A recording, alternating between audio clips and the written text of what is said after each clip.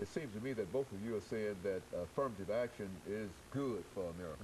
Absolutely. Let's have you speak, both of you speak to that. Yes, well, I think it certainly is very good for America because as we look at that historical backdrop, we haven't gotten any place close to fairness. Anyone that talks about we have arrived and there's this whole idea of reverse discrimination, you show me the location and let me see how many managers there are, how many CEOs, how many people there in the workforce, and if it's reversed from how it has always been, meaning flip-flop, then I would say, well, yeah, we've arrived. But to this point, we haven't.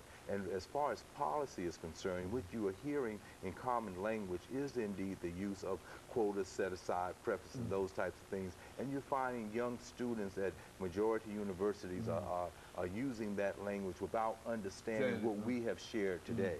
So it's needed. Very good. I think that that is very crucial, that somehow our young people are being made to feel that affirmative action is a blemish on them. And it's not. It's the process by which they can get into the workplace and not be harassed and not be discriminated. So it's very important.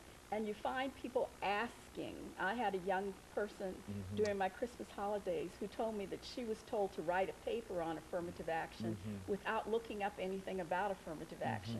So how can you write about something if you don't know what the definition is?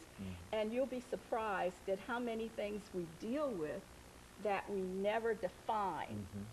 And it allows those who don't want it to give their impressions definition of it. And we fall for it. So we have to teach our young people what these processes are and that they are beneficial for everyone. If we're not exposed to each other, we don't get to know each other. I think there's a solution, and there's a big affirmative action program that needs to start from kindergarten to higher education so that we get to learn about the contributions of all people to the United States of America. That is not being taught. Therefore, there are some groups that are stereotyped, and we think that they are lesser than.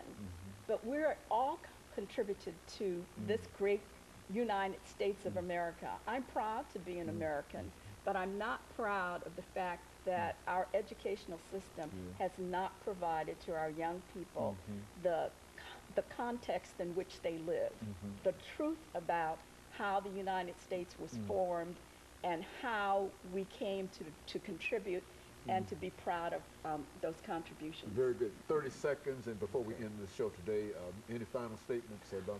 Yeah, absolutely. I concur with Ms. Walker 100%. This is a need that we still need to continue to work on. It is through education and dialogue that we can reach some type of common ground. But we have to have true education, talking about the issues, not putting them under the rug and trying to placate it. We have to get them out there and talk about them. Very good. Let me thank you, Dr. Sanford, and you, Ms. Walker, for coming by and giving us that excellent information about affirmative action. I think that even some of the things that we've said will indicate that not only is there a need, but it would be certainly to the benefit of the country. And I thank you for that information. And let me encourage our audience to tune in again next week for another informative edition of Comments. Thank you and good night.